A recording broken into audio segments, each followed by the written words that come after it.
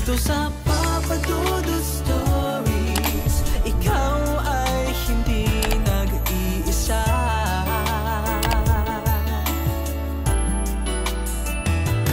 Dito sa Papa Dudut Stories, may nagmamahal sa'yo.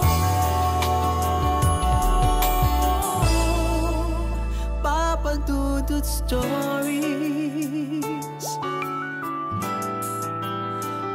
Dear Papa Dudut, sa lahat po ng mga nakatutok ngayon, huwag pong kalimutan mag-like, mag-share at mag-subscribe. Maraming salamat po sa inyong lahat.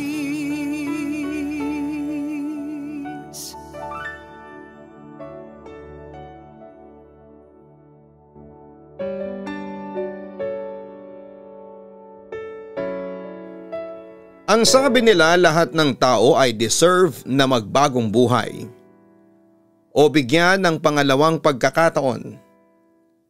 Lahat daw ay marunong magbago at magsisi sa kanilang nagawang pagkakamali. Pero hindi lahat ay kayang kalimutan ang kasalanan na minsan nilang nagawa. Dear Papa Dudut, hello po, isa ako sa mga nakikinig sa mga stories ninyo sa YouTube habang nagtatrabaho. Nakakawala po kasi ng stress at ang maraming storya na aking napapakinggan ay nakaka-inspire. Kaya naman ay decided po na mag-share din ng story ko na sana ay maging inspirasyon din sa inyong mga listeners. Ako po si Alicia, 34 years old. At may karanasan na pang telenovela. Nagsimula ang lahat ng aming love story noong una kong nakita si Jeff. Hindi niya tunay na pangalan. February 19, 2006, the day after his birthday sa isang PC repair shop. Sinamahan ko kasi ang aking college friend na magpagawa ng cellphone niya. Si Jeff ay isang tambay doon dahil kaibigan niya yung may-ari ng shop. Nung una ko siyang makita ay talagang asar na asar ako sa kanya. Kasi napaka-feeling pogi niya. Noong palis na kami ng friend ko, sabihin ba naman sa akin na, ate, kunin mo ang CP number ko para textmate tayo. Diba? Sino ba naman ang hindi mayayabangan sa kanya? At syempre hindi ko po binigay ang number ko sa kanya. Ilang araw ang lumipas ay may na-receive akong text message from unknown number. At nalaman ko na si Jeff ang nag-text. Napaisip ako na paano niya nakuha ang number ko. Naalala ko ang number ko nga pala ang iniwan ng friend ko dahil nga sa hindi pa gawa ang CP niya noon. Lumipas sa mga araw ay nagkapalagayan kami ng loob dahil mabait naman pala siya, Papa Dudut. Naging kami po pero sa text lang para libangan ko lamang po sana. Pero February 27, 2006, namatay ang kapatid niya dahil sa nalunod ito. Hindi na siya nagte-text sa akin at isang araw sabi niya sa akin through text ay mag-focus muna daw siya sa family niya. Lumipas ang mga buwan at nagkaroon ako ng boyfriend, college schoolmate ko si Andy. Okay naman po siya, mabait pero sobrang seloso na tipong pati mga kaibigan ko ay pinagseselosan niya. Hindi ako pwedeng sumama sa mga inuman na hindi po siya kasama. Minsan, naglalakad kami ni Andy sa may daan. Nauuna siya noon nang biglang may lalaking matangkad na mahabang buhok ang nagabot sa akin ng piece of paper at bumulong na i-text mo ko.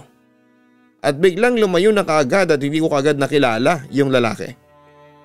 Nang malayo na ako ay saka ko napansin na si Jeff pala yun. Hindi ko po alam kung ano ang mararamdaman ko noon dahil ilang buwan kaming walang communication. At pag uwi po ng bahay ay tinext ko siya. Kumustahan at kwentuhan. Lumipas po ang ilang buwan. October 2006, nag-away kami ng boyfriend ko, nakikipaghiwalay na ako sa kanya. Kasi nasasakal na po ako dahil masyado na niya akong sinasakal to the point na hinuhuli niya pa ako kung nasa bahay ako. At may time pa po na nasaktan niya ako physically. Na yun nga po ang naging dahilan kung bakit nag-decide na akong makipaghiwalay sa kanya. Ngunit ayaw niya po talaga. Tinataguan ko na nga po siya. Pagkatapos ng klase ko ay hindi na ako nagpapakita sa kanya. At para lang pumataguan ko siya, may time na tinetext ko si Jeff na pwedeng doon muna ako sa bahay nila magkita kami at tatambay lang ako. Nung una ay naging magkaibigan lang po talaga kami dahil mabait po siya. Kahit na lasing ako ay hindi niya po sinasamantala ang mga bagay na yon. Isang quality na minahal ko sa kanya. Yes po, Papa Dudut. Minahal ko siya. Nahulog po talaga ako sa kanya dahil kahit na hindi po siya gwapo at mukhang brusko, iba po talaga ang ugali niya. Doon ko po napatunayan na ang ugali ng tao ay hindi mo mababase sa physical na anyo. Pagkatapos ng ilang buwan po ay naging kami November 5, 2006. Nang sinagot ko siya. Pero sinabi ko nga po sa kanya na ginugulo pa din ako ng ex ko.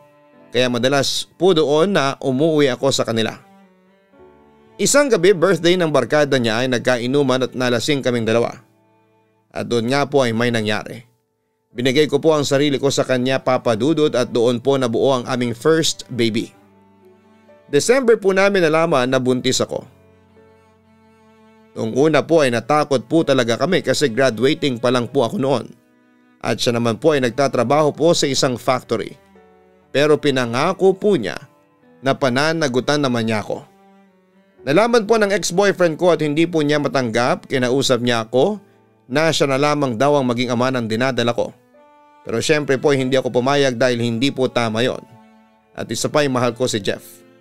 Iyak nang iyak si Andy noon sa harapan ko at naaawa na nga ako sa kanya pero wala akong magawa. Tumira na po ako sa bahay nila Jeff at okay naman po sa pamilya nila at masaya po kami. Nung graduation ko po ay kasama ko siya at wala pong nakakaalam sa mga barkada ng ex ko kaya noong nakita po nila na iba na ang kasama ko ay takang-taka po sila. May bulong-bulungan pa na ano raw ang nangyari sa amin pero hindi naman po ikinuwento ni Andy. Tahimik lamang po siya pati ang about sa pagbubuntis ko. Wala pong nakakaalam noon sa eskwelahan namin dahil maliit lang po ang pagbubuntis ko noon. Lumipas nga mga araw, naiwan ako sa bahay nila pag pumapasok si Jeff na panggabi. Kaso ang hindi ko po nagustuhan sa kanya ay yung pagiging kuripot naman niya.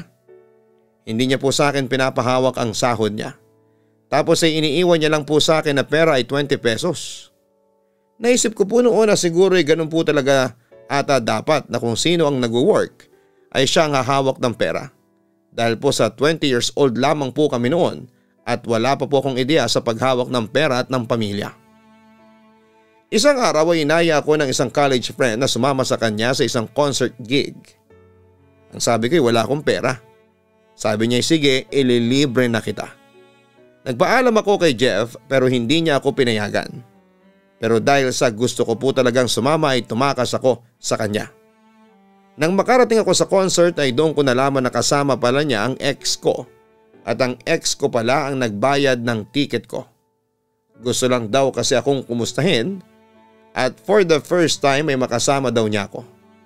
Text ng text sa akin si Jeff noon at galit na pinapauwi ako. Nang umuwi ako sa bahay nila ay tinanong niya kung saan daw ba ako nakakuha ng pera. Ang sabi ko naman ay nilibre lamang ako ni Ina. Pero hindi siya naniwala na si Ina lang ang kasama namin. At doon ko na nga sinabi sa kanya na nandun si Andy. Naggalit siya ng sobra at galit na pinalayas niya ako sa bahay nila.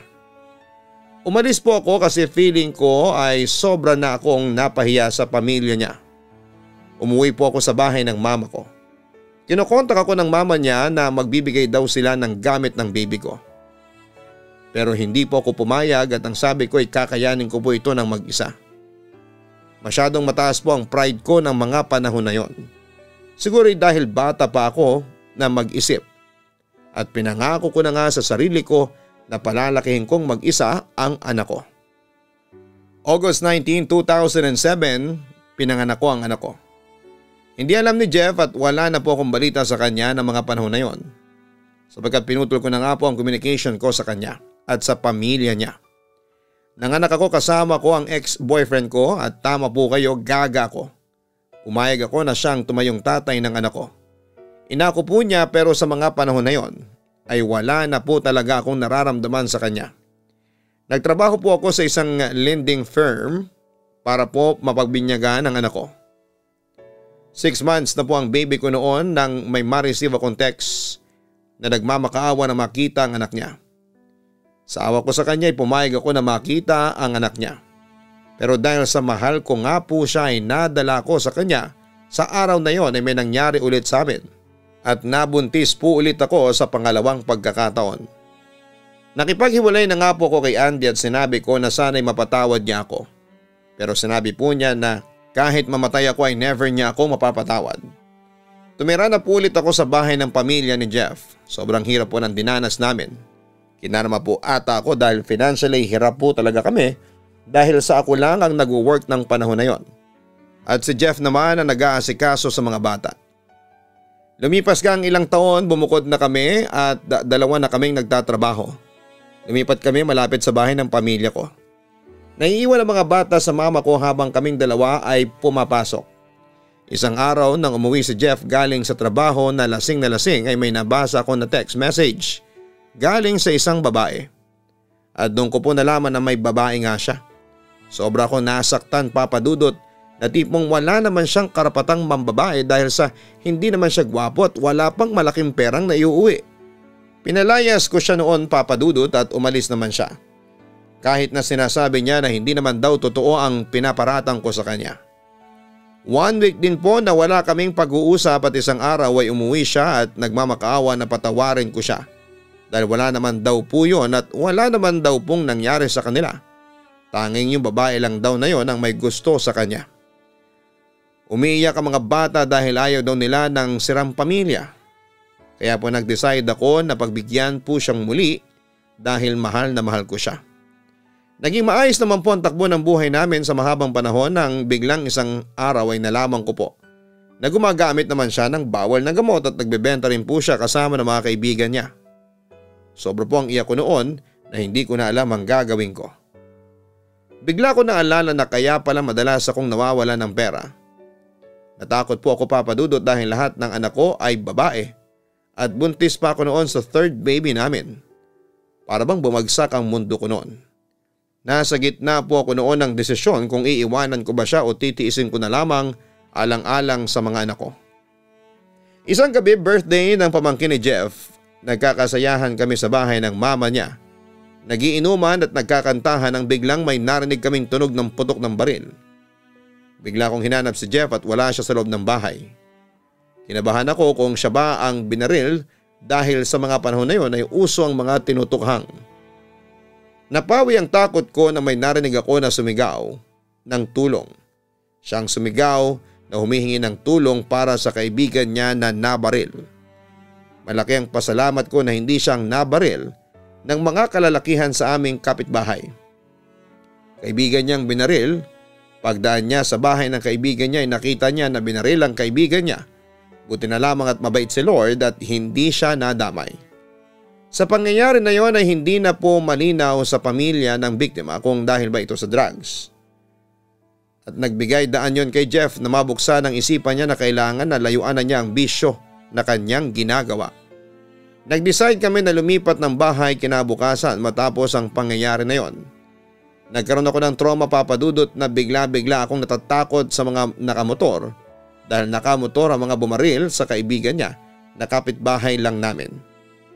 Taon nang lumipas bago ko na-overcome ang trauma na inabot ko. Sobrang nawalan ako ng tiwala kay Jeff noon na lagi akong tamang hinala sa kanya. Na baka nga gumagamit siya ng ipinagbabawal na gamot. Kinausap niya ako nang kung pwede wag ko na siyang paghinalaan at patawarin ko na siya sa lahat ng mga nagawa niya.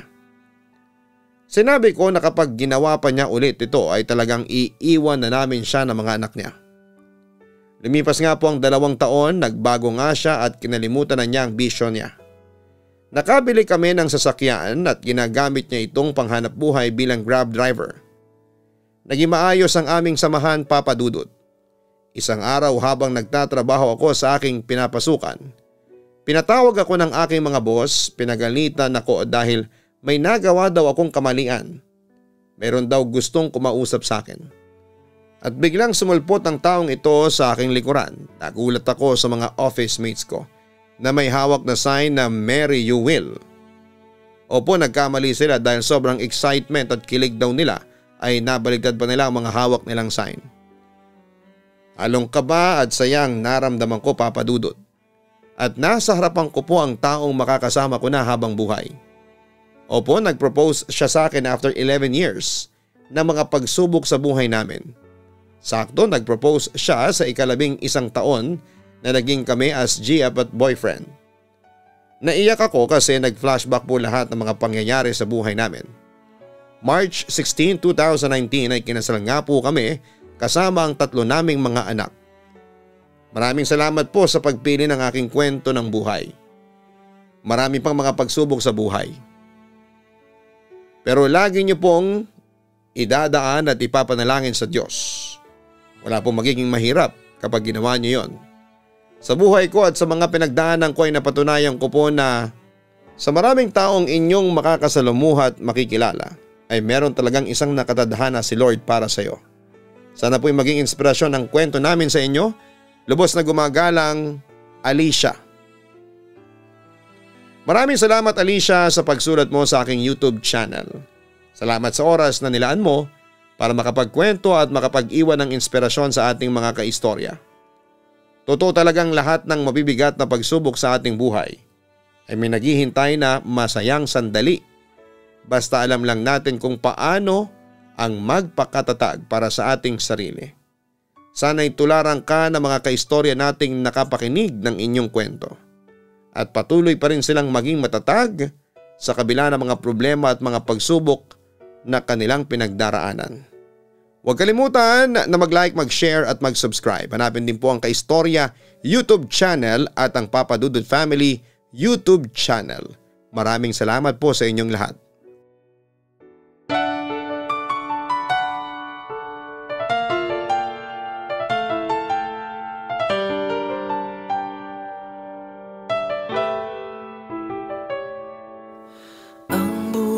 Ay mahiwaga, laging may lungkot at saya. Sa Papa Dudut Stories, laging may karamay ka.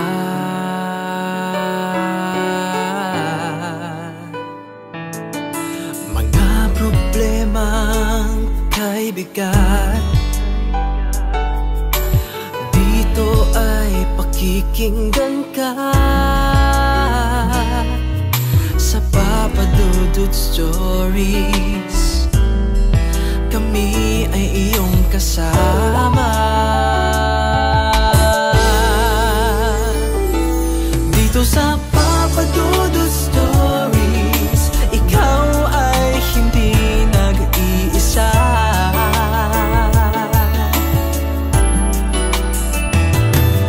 Sa Papa Dudut Stories, may nagmamahal sa'yo. Papa Dudut Stories, Papa Dudut Stories,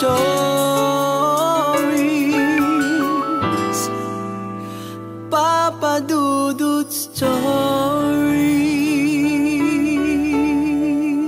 Hello mga ka-online, ako po ang inyong si Papa Dudut. Huwag kalimutan na mag-like, mag-share at mag-subscribe. Pindutin ang notification bell para mas maraming video ang mapanood ninyo. Maraming salamat po sa inyong walang sawang pagtitiwala.